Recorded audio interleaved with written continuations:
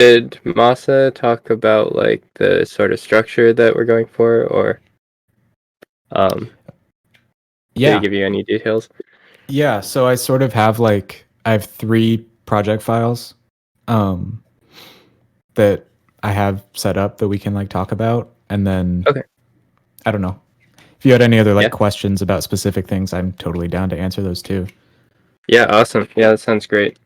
So, yeah, usually we like if you want to take a couple minutes to introduce yourself, talk Yeah, about where you're at in your musical journey, all that stuff. sure. So hi. Um my name's Michael. I am 24 years old. Um I make music as WMD, and I have been for a while. And Yeah, I've put out, counting Bandcamp, I've put out maybe like upwards of 25 albums at this point. Yeah. And well, before COVID, I like to play a lot of shows down in Seattle, Vancouver, and then I was planning a East Coast tour that didn't get to happen, which sucks. But um, yeah, I don't know. Yeah. Sweet. Sounds cool. How would you like describe your music to someone else? Usually I just say like ambient electronic. I feel like Okay. that's pretty descriptive, but like I'm sort of all over the place. Right. Right. Sweet.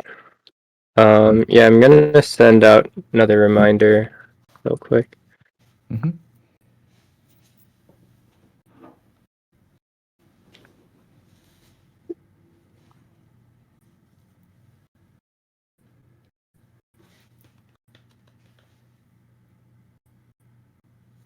All right. Well, I think we can get started now. Okay, Some people will cool. probably pop in and out as time goes on. Sweet. So should I start sharing my screen? Yeah, that sounds good. Cool. It took me way too long to figure out how to do this. Oh shoot. Well, glad you figured it out. Yeah, no worries. So everybody can see it. It's all good. Type. Um, so this is a song off of my most recent album, Sodad, and this one's called Merum. And the reason I chose this one was because I felt like there was sort of enough going on that I could talk about. Um, I'm just gonna play it here. So, right off the bat, these guitar tracks were something that I had just like sitting around. And then I pitched them all down. So that's why the tracks are frozen here. And I really liked this melody. It sounded very like ethereal and mountainy. So I knew I wanted to use them, so that's why I put them in here. And I use Ableton in like not the correct way I think you're supposed to use it. Where usually I'll just like go through initially and then do like a skeleton of a song and then leave it for a while and then come back and add in all of the little extra stuff. Let's see, what else do I have going on? Yeah. Just random field recordings that I had lying around that I used. Barely any on my entire last album. There was barely any like third-party software synths. It was all either like the built-in Ableton ones or hardware synths, like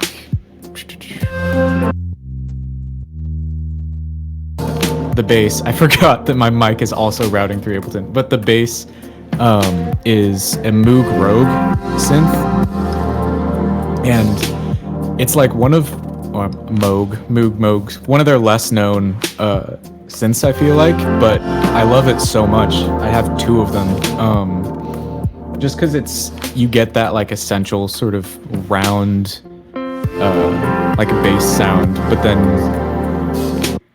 you can also get some really, really aggressive stuff out of it. And it's just like my favorite sound for bass that I think I have in my studio. I'm like looking around. Outside of modular, for sure.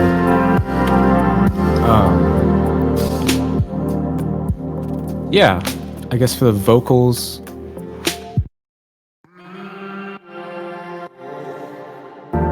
I just had like, I have these like random acapellas that I downloaded years and years ago that I always go back to just like slice up because they have a lot of syllables that make them really, really easy to do slicing on. Yeah, what else is going on here? I don't know. A lot of my stuff, especially on this last album, I was like looking back at the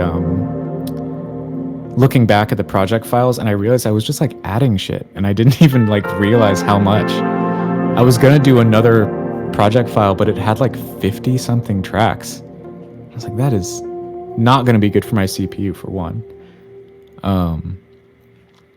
But yeah, that was kind of that one.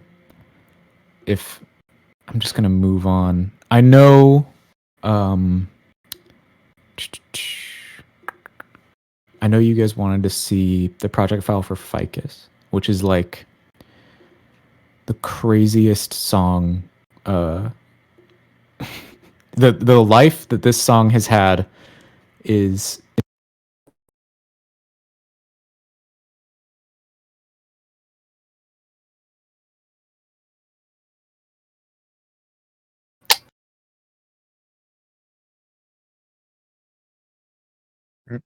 Did he go silent for you guys? Yeah. Yeah, Yep. Michael, I think we lost you. Sorry.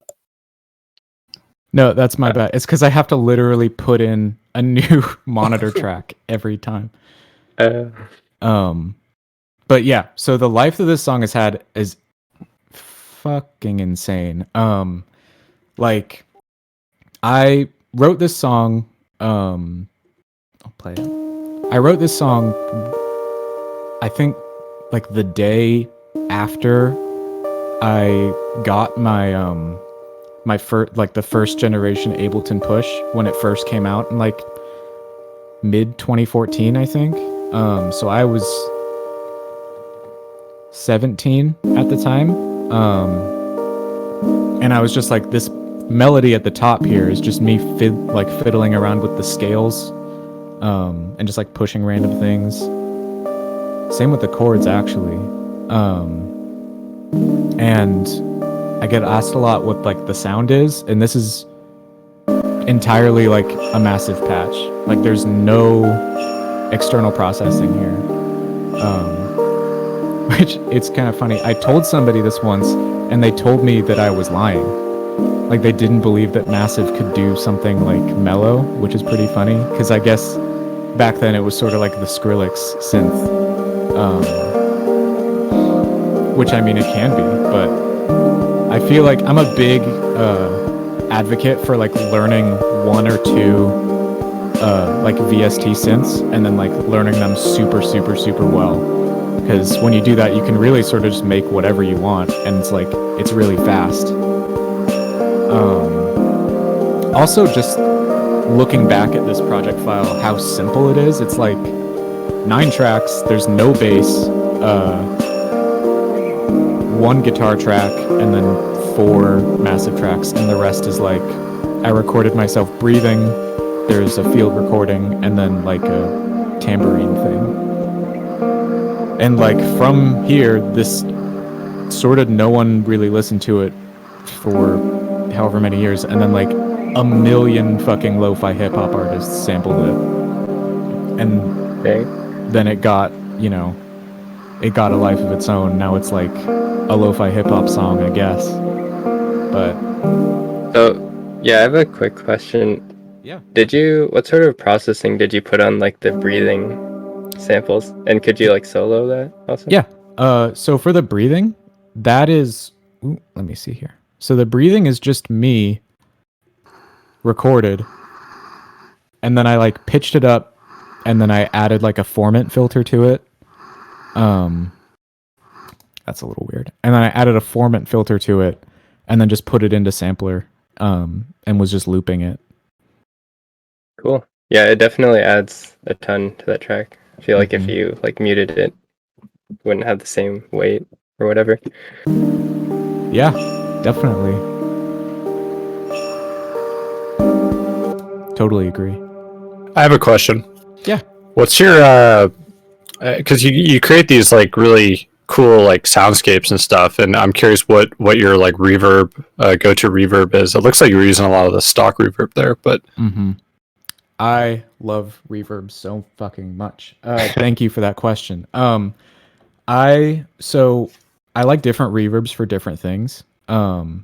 For like just random like stuff that I just need to sound big, Ableton stock reverb is more than enough. But like for atmospheres and pads, I really, really like Eventide Space.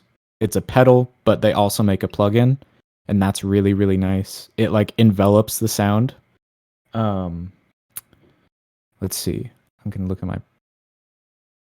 Yeah, so Eventide Space, and then D16 Group. They have a plugin called Toraverb, Toraverb, and that's another one that's like really, really dense. And like the presets are really nice too.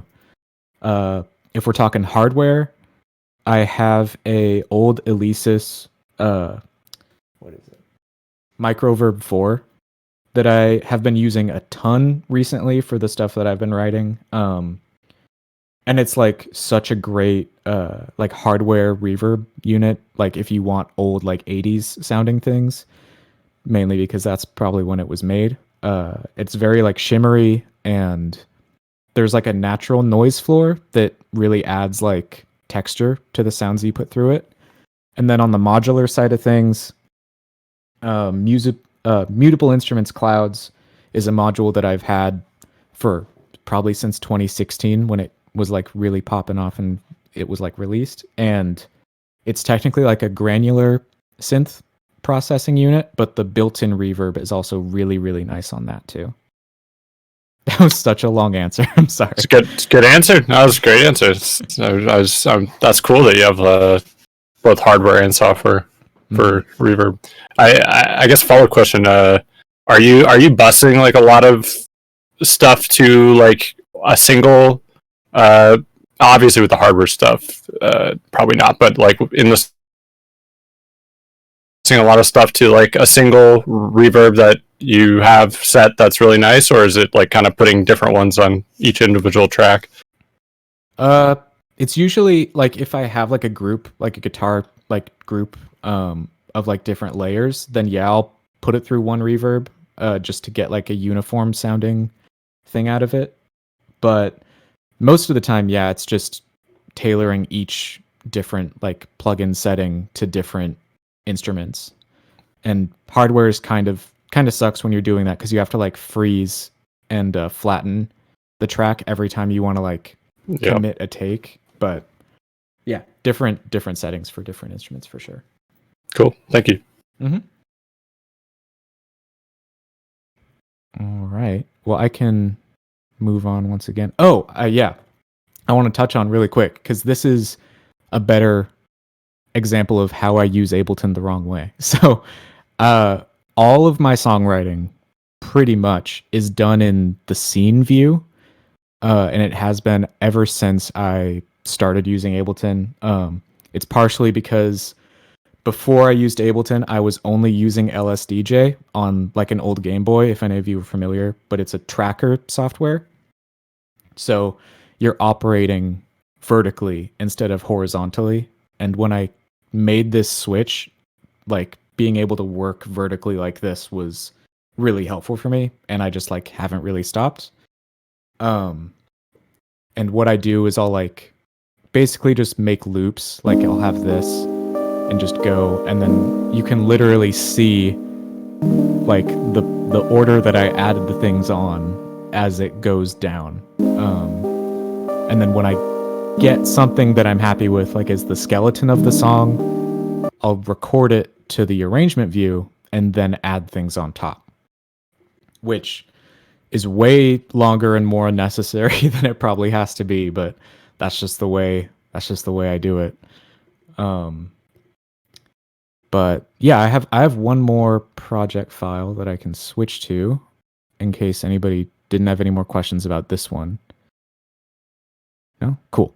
So I'm going to be silent once again while I switch projects, but it's just because my routing is crazy right now. While you're working on that, I just wanted to say, since I came a little late, thank you again so much for coming out to do this guest artist talk with us. We're all, super excited to have you. This is a super awesome opportunity for the club, so thanks. Oh, I have reverb, but thank you. No, just leave that on. That's fine. Yeah, no, I don't want to be the voice of God. So this is Redolent. This is probably the most elaborate of the ones that I'm showing. I'm going to play this one. It's a little loud. But yeah, so this one,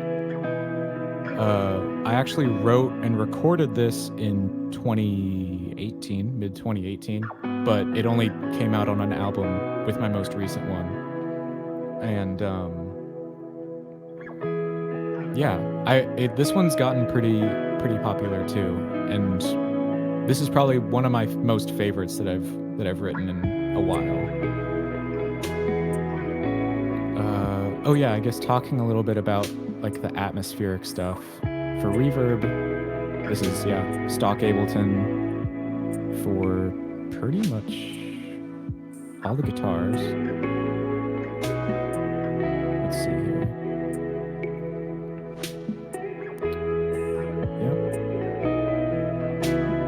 Yep. Oh, okay. Cool. I actually have plugins on this one. So Bias Amp 2, if you don't know what it is it's like an amp simulation VST that I've been using for a while. Just because it's like quick and easy. It gives guitars sort of like a little bit of grit and heft, so they're not sort of totally sterile.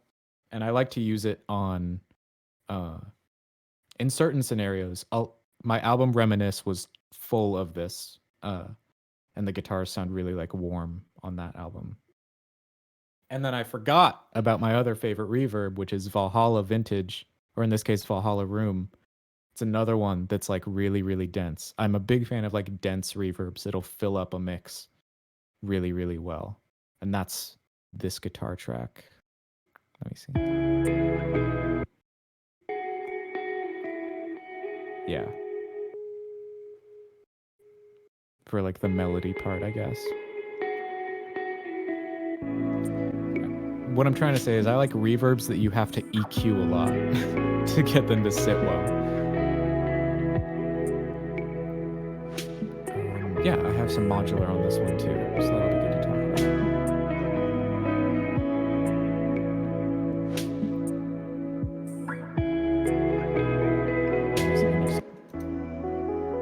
about. So all of the melody here, it's all modular synth. Same with the bass, down here. And I really, really like this sound that I got. The one thing with modular is I can never remember like exactly what I did, but that's also sort of the magic. I knew I wanted it to be like, sort of like a Boards of Canada sounding, like Formanty sine thing. And I think it turned out pretty well. I really like this sound. If I want to go with the bass too.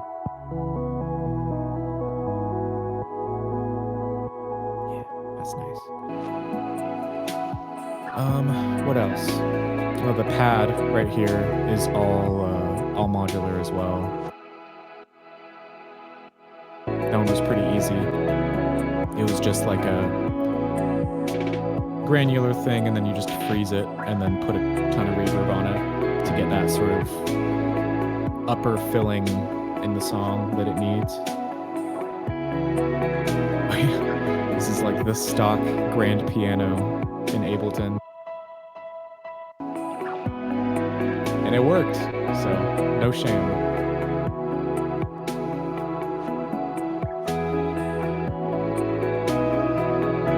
Did some layering on the top.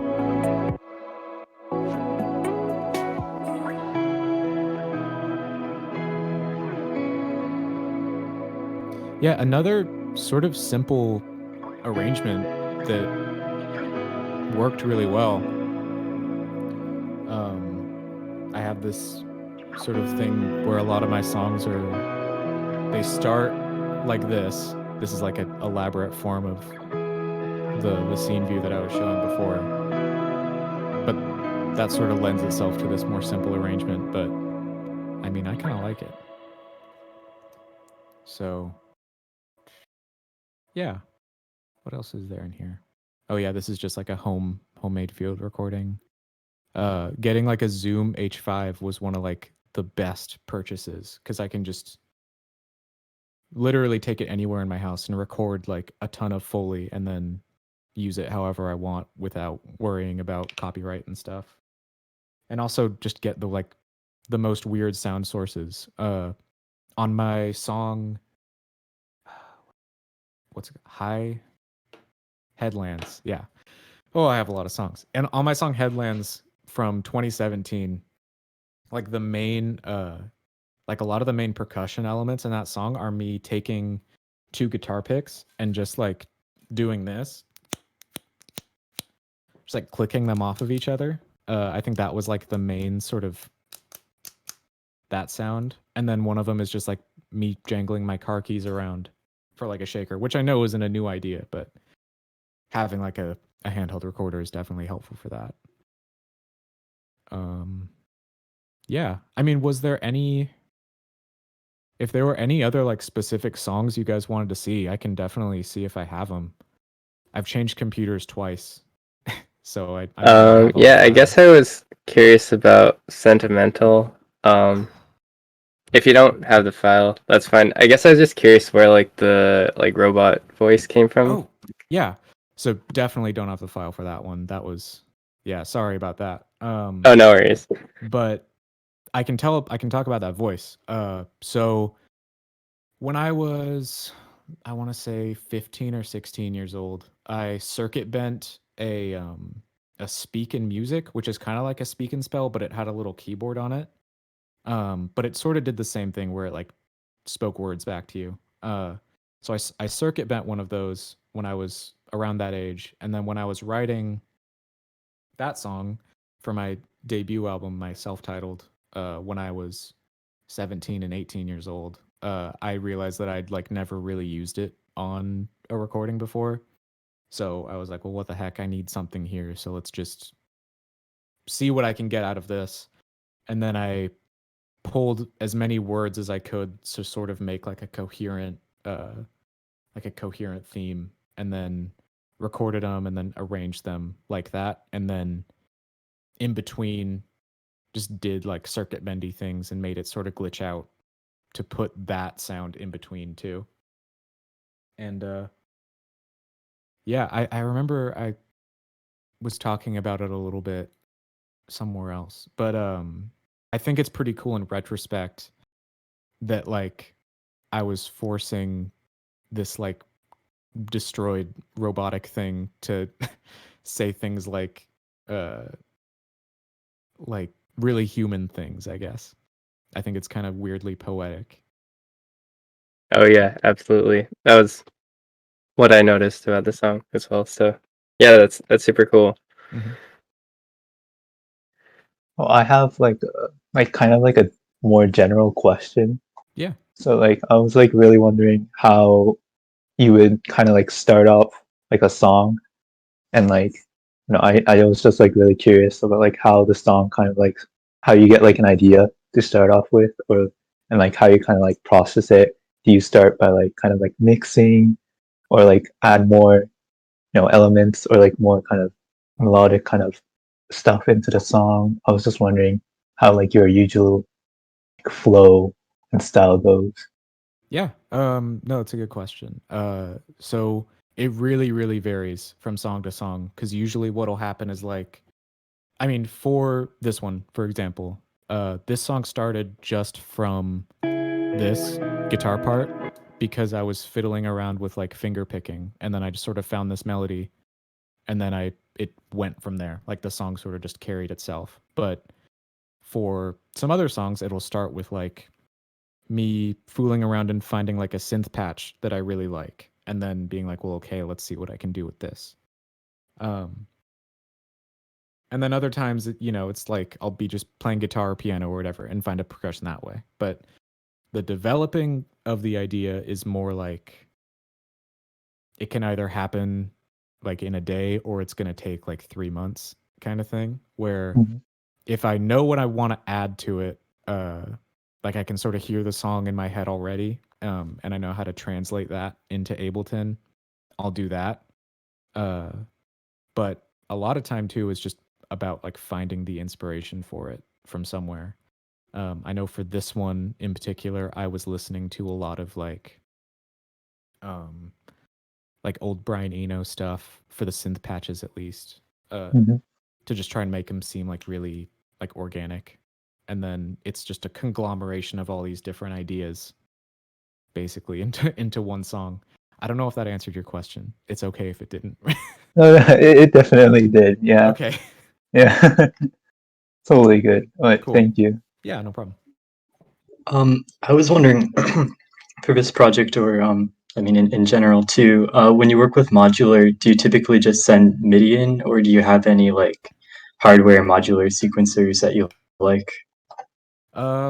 So I generally send MIDI in. There's a module called the Poly 2 from Polyend, which actually lets me play my modular like a polyphonic synth because I have enough of the stuff to make it work, which is really nice. But I don't actually have any like hardware straightforward sequencers outside of, I guess, the Monome and the Norns, which is in front of me, which is a whole other bag of worms. But what I do have is I have a lot of like things that you could use to make like a generative sequence. So like I have this one module called Marbles, which it just puts out random notes constantly, and you can say if you hear something you like, you can choose to loop like the last up to 16 notes to sort of save a melody of like this randomly generated thing. And a lot of like ideas come that way. But for the most part, yeah, if I have a really specific idea that I want to put down on modular, I'll just route MIDI to it.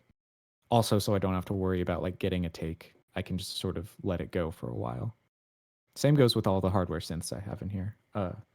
Everything is hooked up through MIDI, so I can just do it real fast if I have to. Cool, yeah. Thank you. Mm-hmm.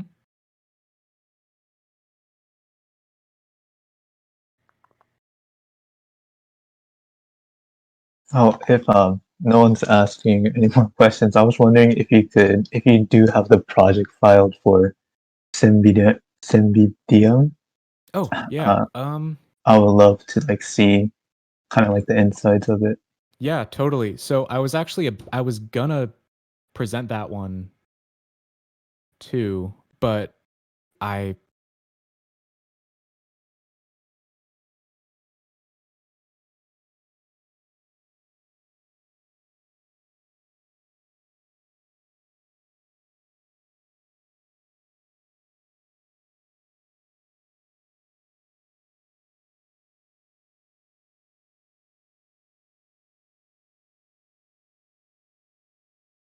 All right.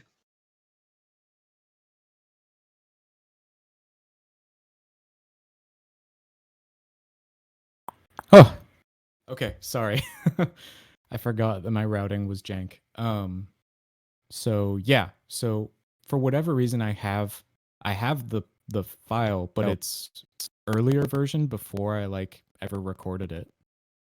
Um sorry. I keep forgetting that. Okay, yeah. That's my bad. I'm really sorry. But yeah, so I can play it a little bit here. So what was really cool about this song, I gotta make sure stuff is. I have this great thing where I switch computers every 3 years, and then I lose everything. Then you gotta do this. Just put all your samples back. Oh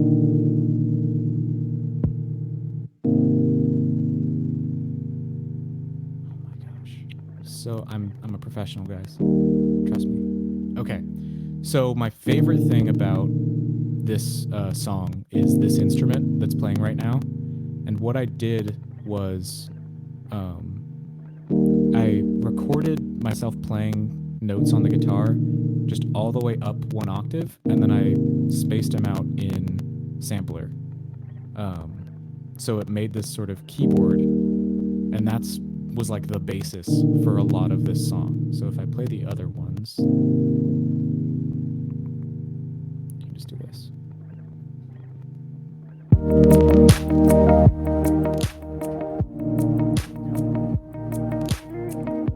Whew. All right, this thing is loud. Okay. So it's just these 4 tracks right here and a couple over here. Bring you over here.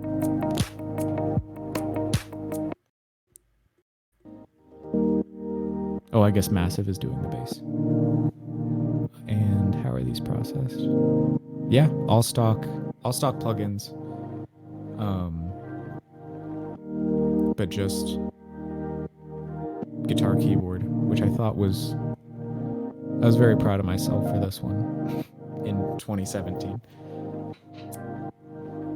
Oh yeah, this is kind of what I was talking about. This is just scissors. And then another field recording just for ambience. I think this is just me recording my apartment, but just like the room tone in my apartment. So there's not really anything going on. It's just like a sound, a bass layer.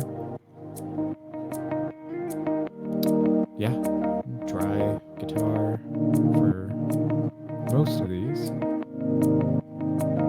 Guitar Rig 5, that's what I was using before Bias for amp simulation.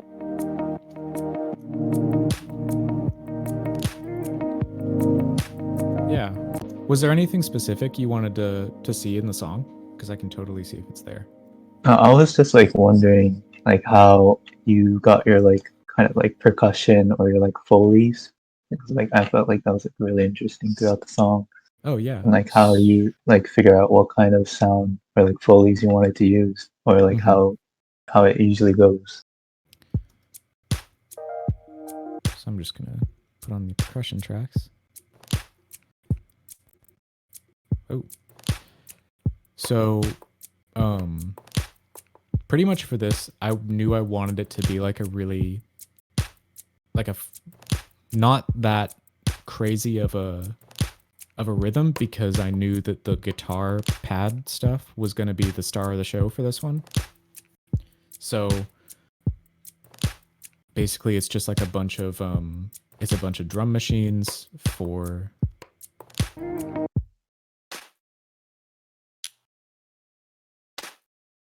like the clap. It's that, and then this is I forget what this is. That might be just like me hitting my desk and then like pitched up or something. But these are both Zoom recordings, panned and then grouped with like a standard clap. And it's just sort of a ton of layers. With, I think it's the scissors that I really like the most in this one. Just because it's such like a cool little combination of sounds. There we go. Yeah. All right. Well, thank you. Yeah, no problem.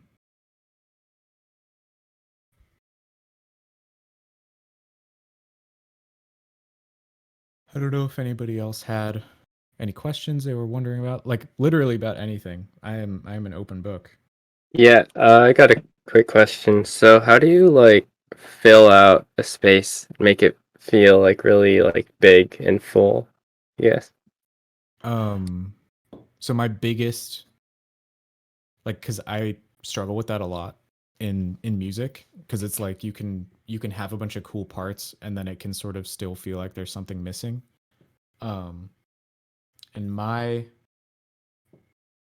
biggest strategy that I use for that is going with, well, it's not in this one, but getting some kind of source sound. Sometimes I'll like make a little guitar loop with a pedal or something, putting it through the modular, and then just completely stretching it out until it's just like a tone, like a pad. And then putting that underneath everything. And that sort of there's like tonal information that's underneath everything else that sort of helps carry the song along. That's usually what I do in most cases, but for times where that doesn't work, I will just do creative mixing. So if I know that there's somewhere around like 4K that I need more of, I'll like take it, like do another guitar track, but like boost it there or something. I think EQing can be used really creatively to just like shape whatever sounds you have going on instead of just like a surgical tool. And I've definitely done that before. Okay, interesting. Do you have like an example of that like stretching effect or like how does that work actually. exactly? Yeah, so I wish I could just like show you, but on my modular there's a module called the Qubit Nebulae, and that's another granular processor. Except with that one you can get the actual grain size to be like in the microseconds.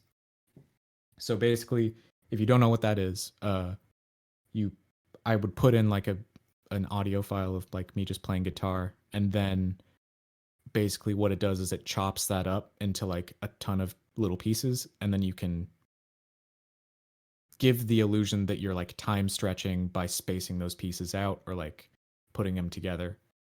And when you combine that effect with like a lot of reverb and then you do it again, it squishes things down. So I have an example actually that I can show in my sample folder.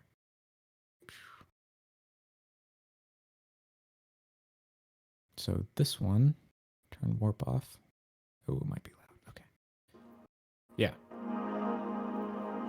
So you sort of end up with something like this, and this file is about 7 minutes long, and it's just sort of this. And it like really, really slowly changes. One of my favorite modules is an LFO, but the maximum time that a cycle can take is like 72 hours. So you can just sort of set it on something and it'll really slowly evolve over time. And that's what I do a lot for stuff like this, like more ambient patches. But like if I was doing this for this song, and I had that first part, and it sounds like this without you, I would just take this and then transpose it to fit.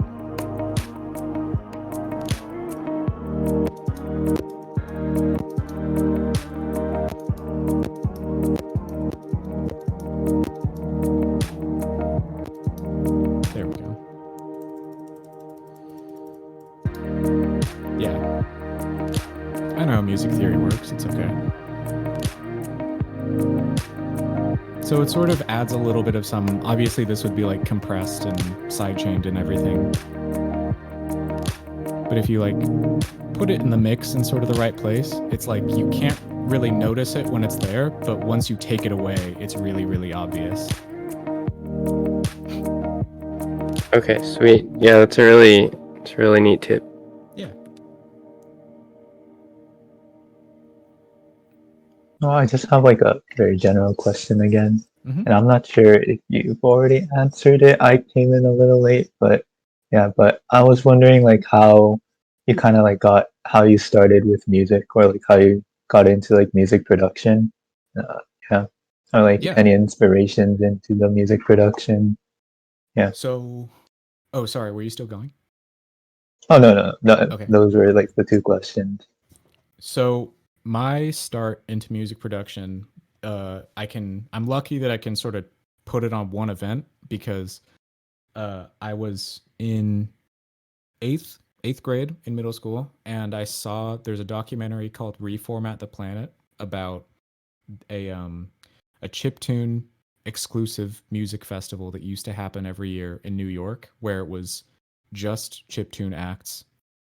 And that, like, I'd never even heard of like making music with like hacked game consoles before, or like even anything of the genre. And it like freaking changed my entire like worldview about what being a musician sort of meant. Like I'd never, like, before then, musician in my mind was sort of like rock star, like whatever, like Hanson Brothers.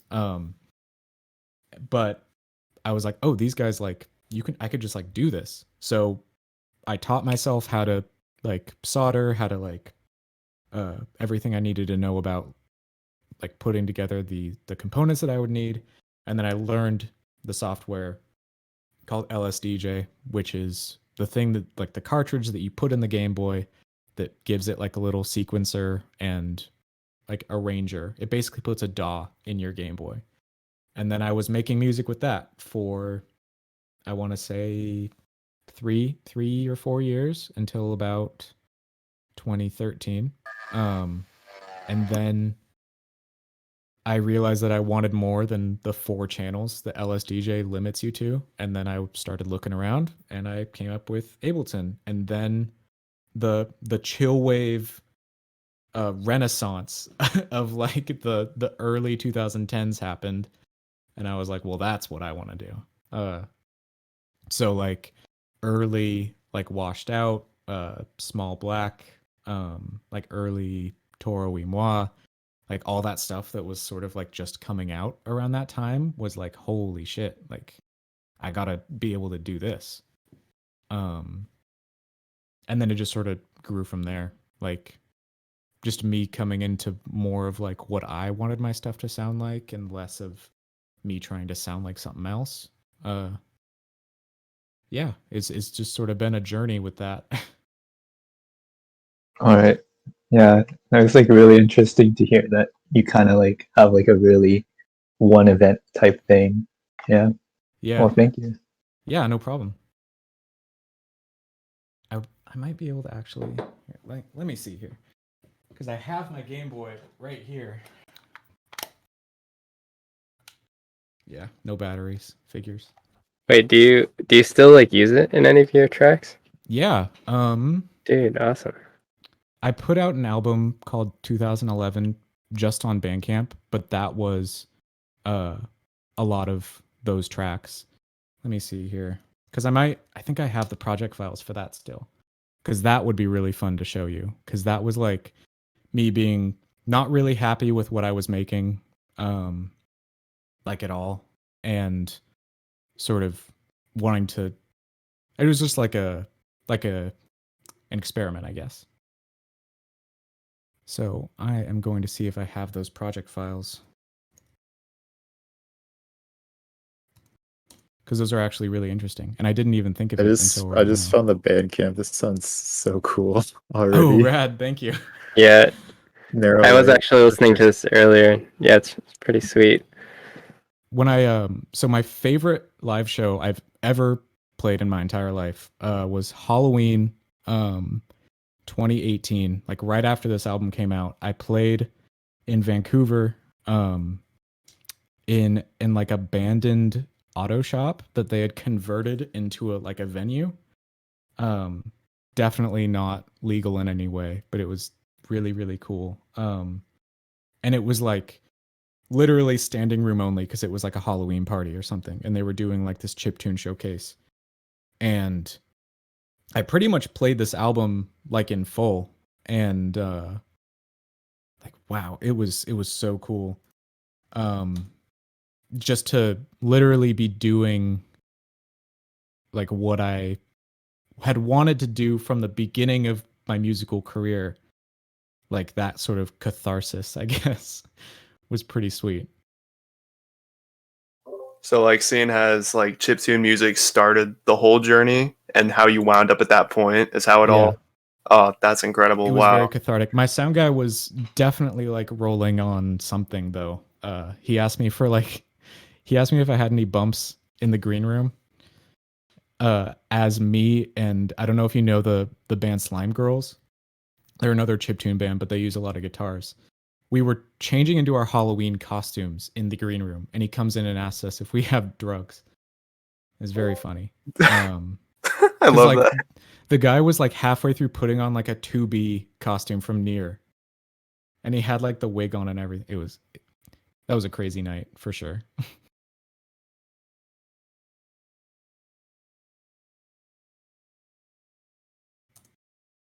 um,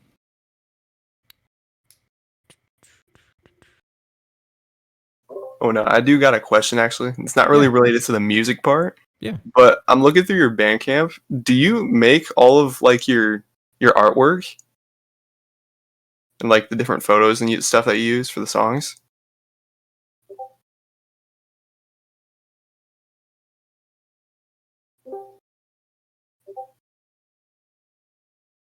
Oh no, you're good. All right, I was just kind of curious because those are sick, dude. Thank you. Yeah, no problem. I am just blown away because I love the type of stuff like that. So I just had to ask. Yeah, no, I actually I'm like really into I guess photography for a long time. I actually just got a new camera today that I'm gonna be using, but like that's like a part of it for me is like finding the aesthetic of the album and taking the cover art. There's been a few instances where I've like contracted it out. But for the most part, yeah, those are all me. Yeah, that's awesome, dude. I love when people do that. Unless because unlike people like 21 Savage, coming out with most Yeah. over the top album arts, like Yeah. you see stuff like this. Oh, it's just perfect, dude. Thank you. Yeah, anytime.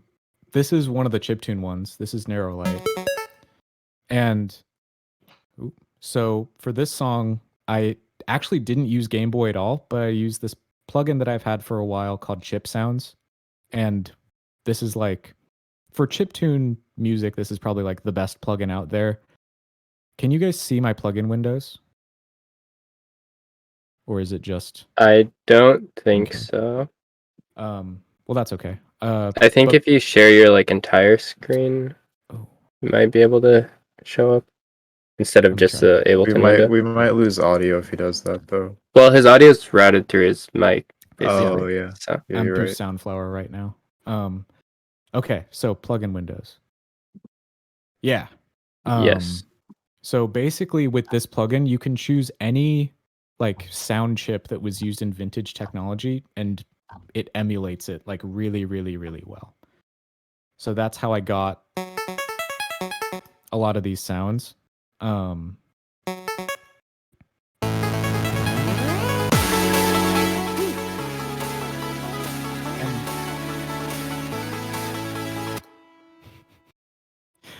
my goal with this was to literally, because I knew I had that show coming up.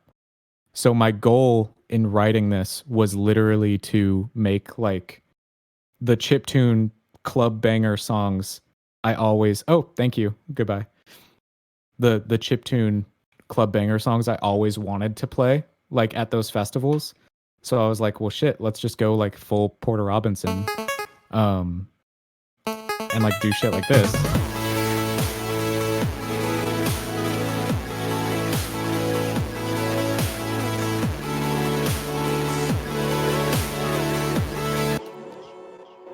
Which was really fun. And then for the live version of this song, I transitioned it into another one, and I wish I had that project file because that one's so much cooler.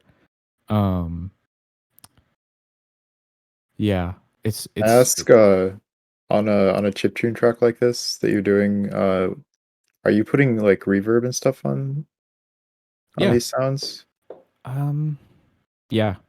Just like a little bit to make it not sound super That's sterile. that's not something you would be able to do in the when you were just using the Game Boy, right? Yeah, no way. Not on individual tracks. Like if you wanted reverb on something, it would be on everything. Yeah, I'm gonna switch back to just showing my window because I'm gonna try to hunt for that live project file.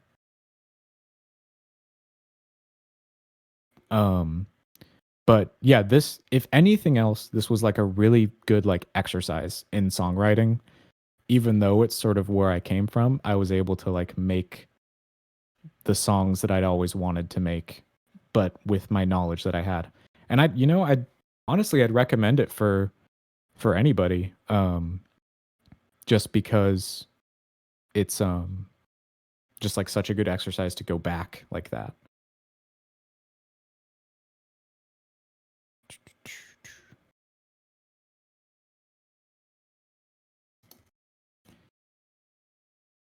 Hmm.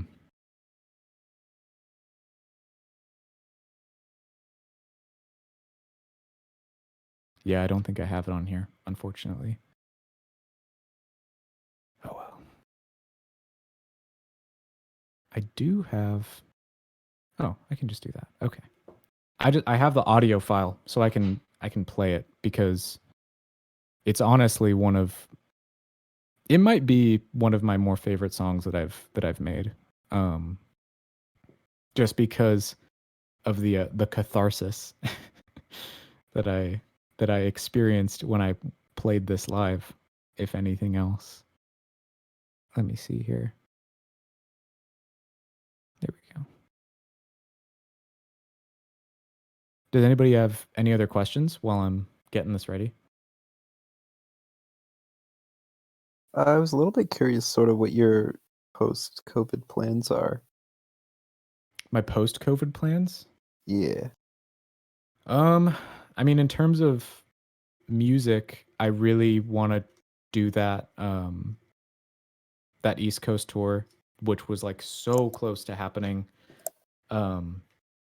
Also was planning on doing like a West Coast tour, just like a lot of playing that I was finally going to be able to do because music is my full-time job now, thankfully. And just like totally wasn't able to do anymore. Gotcha. So other than that, I mean, I'm working on stuff right now to come out. I am filming something in the next few weeks that's going to be really fun to release. And yeah, I mean, the stuff I'm working on now and have been like over the past year or so is like super, super different from everything that I've put out, but it's also some of the stuff that I'm like the most proud of. It's very like not electronic, but it was a really nice change of pace. Nice. For sure. That's super exciting. Yeah. Just being able to have a space to record drums, like acoustic drums, is such a blessing.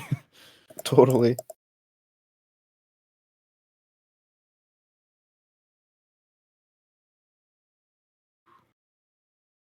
I'm just re-downloading my stuff right now. Let's see, what else?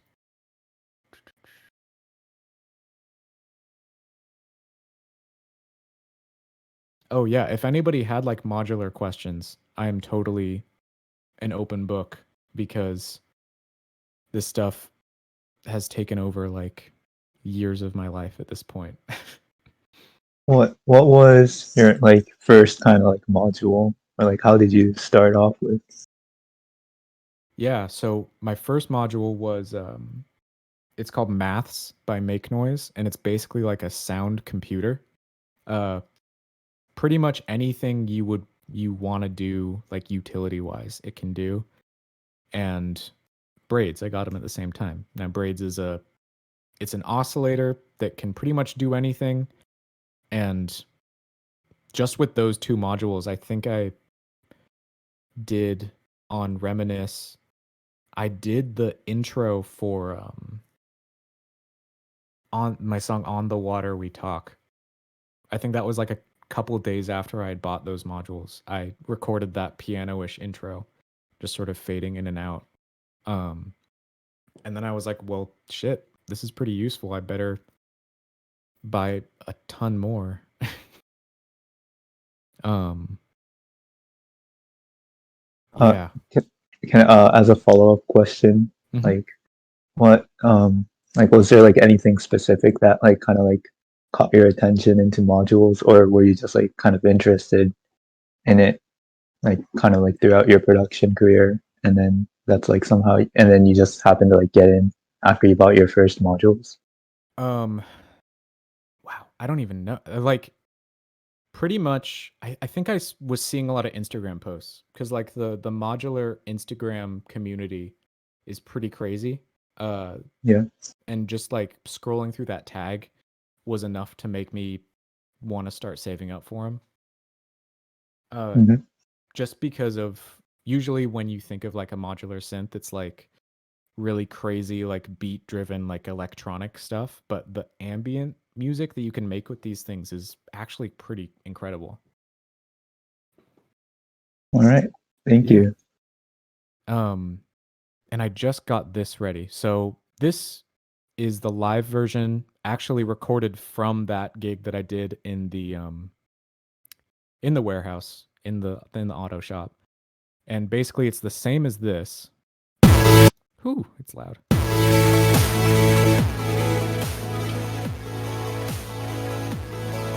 Except afterwards I transition into another song. And I have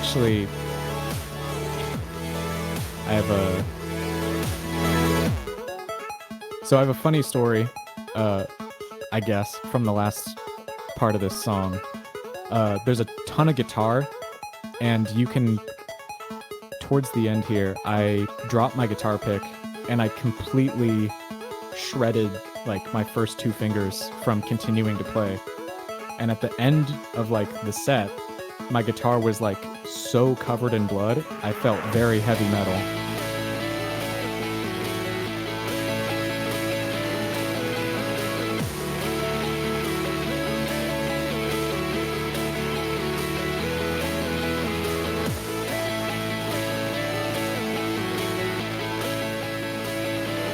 So this is a cover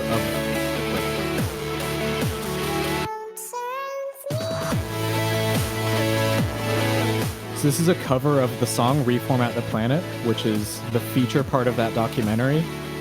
And it's like one of my favorite chiptune songs like ever, and it was really cool to like cover it like this. Like I said, it's a very cathartic moment, this one was.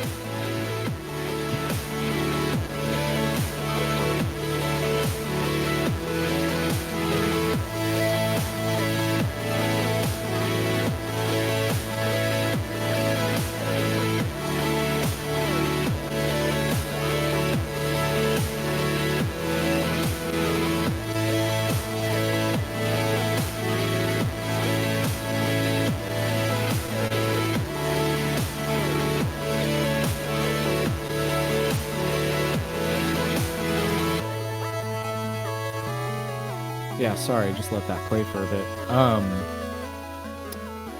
Yeah, so that, I guess, impromptu chiptune showcase there. Yeah, good stuff. Really, like, reminds me of like Anamanaguchi. Mm-hmm. I don't know. Yeah, I was actually way back in the early days. Me and Pete used to be Tumblr mutuals. Oh, nice. Yeah, It's awesome. It was like the weirdest flex ever.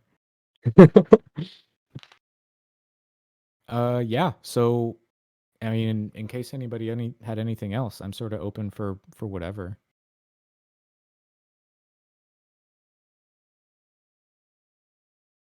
It's cool if not too. I'm chilling.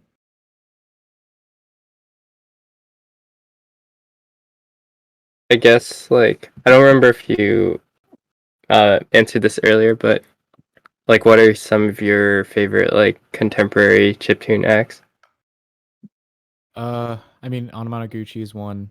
Then you have Bitshifter, who wrote Reformat the Planet. He's really good. There's Null Sleep. He's another like one of the really old ones. I'm just listing like the guys that sort of got me into the genre. But Trey Frey, he's like, I think I would consider probably like one of the best, like technically at programming, the Game Boy, and it's like really shows. And then Luke from Anamaguchi, he has a solo project called Knife City, another really really hard, just total Game Boy, nothing else. I think he has one EP out, but it's really really good. Sweet. Yeah, I'll definitely look into it. Mm-hmm. Are there any like? Did you listen to like video game soundtracks back in the day, or was it mostly from like contemporary chiptune? I mean, not like right at the beginning. I started listening to a lot of like the Fez soundtrack. Um and like disaster, like all of Disaster Pieces, more chiptune stuff Dude, yes. in terms of like game soundtracks. Those are all really good. And he uses Massive a lot too for most of his sounds. So that was a big reason why I started using Massive more intensively too. Yeah, awesome. Mm-hmm. Fez has an amazing soundtrack for sure. I love Disaster Piece. Dude is bonkers. Mm-hmm. Yeah, if nobody else has questions, I guess thank you so much for coming. Yeah, This has been super awesome. Really enjoyed the projects you showcased, absolutely. and you're absolutely welcome to just hang out with us at future meetings whenever. You know, we'll be Yeah. here next Tuesday. Well, thank you so much for having me. This was a lot of fun. I like never get to do stuff like this. So very, very much appreciated. And thank you everybody for hanging out while I just sort of reminisced over my own projects. Yeah, Sweet. absolutely. Yeah, Yeah, definitely thank you. glad to have you. It's really interesting. Yeah, bro. I don't know about anyone else, but this was like super motivating for me.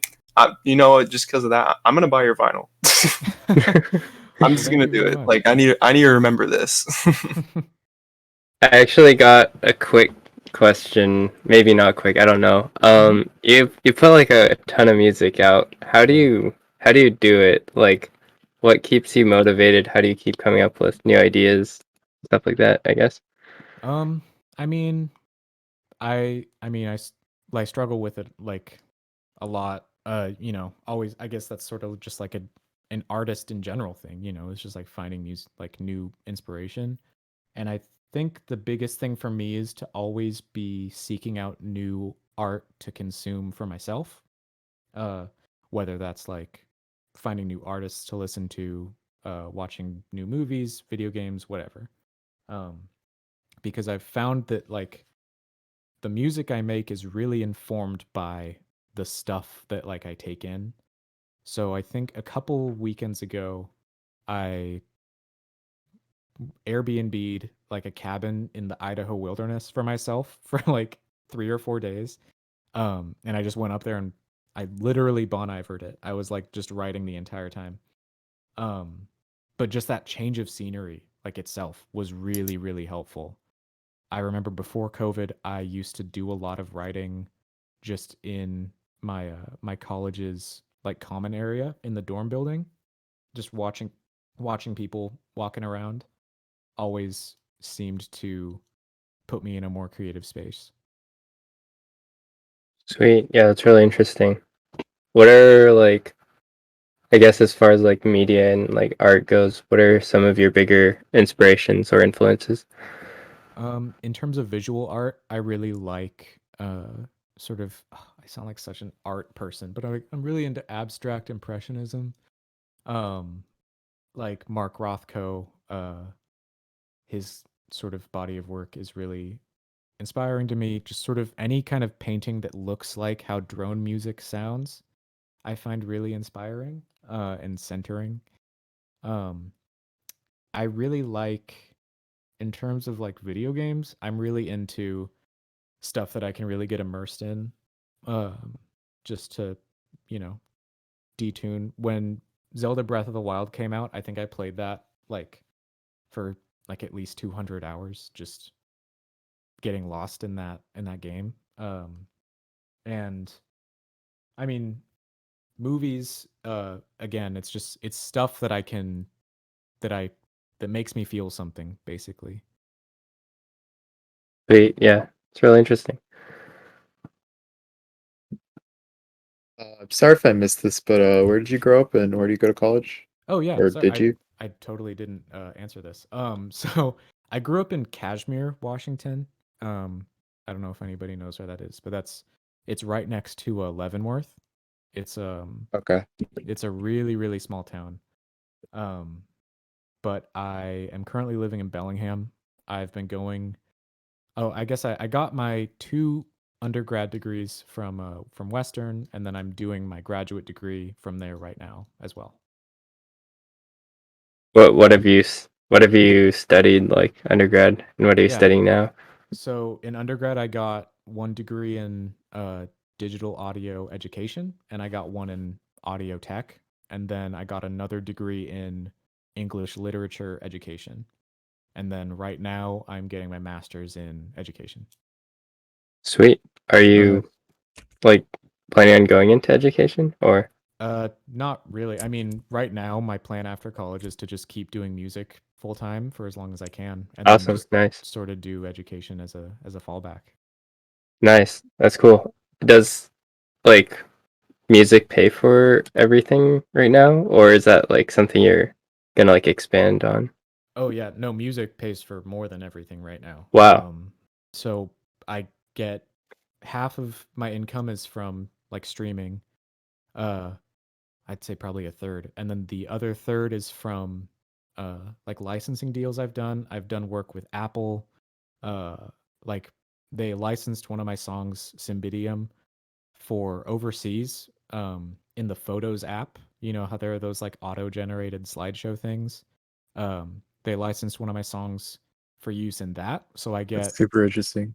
yeah, I get royalties from that, and then I've done a lot of work with Vice, just like music for their TV shows, and then I get checks for that every time those shows air.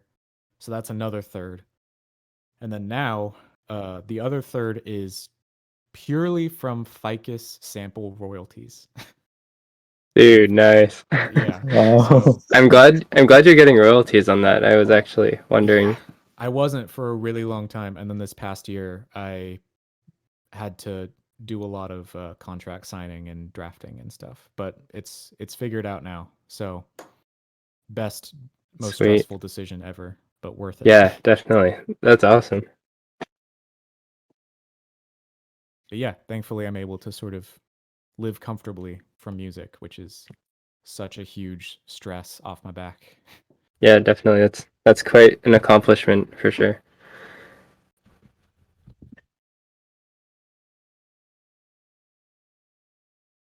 Yeah, so if no one else had anything, I think I'm gonna sign off. Is that okay? Yeah. Thanks for coming. Yeah, thank you so much. Thank you very much. Yeah, thank you Thank you guys so for your much. questions. This has been really fun. Yeah, thanks, bro. Have a good night. Thanks Yeah, for you coming out. guys too. All right. See you later. Judah, do we have any other club announcements? Nope. Well, okay, let's think. I can't think of anything. Let me take a peek at our cheat sheet here. Yeah, we got the big collab. So, Olivia, did you see that message? Oh, I did have a thing. Okay. We were thinking of doing a a album listening party for either the next meeting or the meeting after that. Is that something people would be interested in? We would just like pick an album. You guys would probably vote on like an album from like a set of choices, and we would sit down and listen to it and kind of discuss some of the different things we like or dislike about the choices they were making in that album. Yeah, it sounds like a great idea. That sounds interesting. Yeah, I think that'd be pretty cool. I don't guarantee that I'd be able to go to it though. It all depends. Totally. Yeah, we know that like midterm season is insane right now, so we wanted to do something a little more laid back for the next meeting. Oh yeah, it's hell. But yeah, Rip. Yeah. And- Other than that, I don't think we have anything. Just like if you're doing the big collab thing, make sure you are aware of when your turn is up. So. yep, and that should do it. Oh yeah, and beat down. The samples are posted last week. Yes. Go into the. We'll be presenting them next week just because we had the guest artist today. So. Yeah. Also, if you, I guess we can mention this now. We have Kumarion coming later this quarter. Towards the end Oh of February. shit! You got him to respond? Yeah. I didn't. Well, Brian reached out, so Oh, okay. yeah, got Damn. that connection. Let's go. Foot in the That's door. sick. Yeah, so I'm excited for that. Yeah. Yeah, that's it for me though. Yeah. Thanks for getting all the artists to come. Yeah. Yeah, it's been a ton of fun. It's been good. Yeah, I'm gonna have to head out now, but thanks for coming, guys. See y'all next week. I don't know if you're there, Ben, but I hope you were recording. We'll find out. He said he would be a bit AFK this time, but hopefully he hit the record button. Yeah. All right. Well, I'll see you guys. Yep. Yeah, have a good night, bro. Yeah.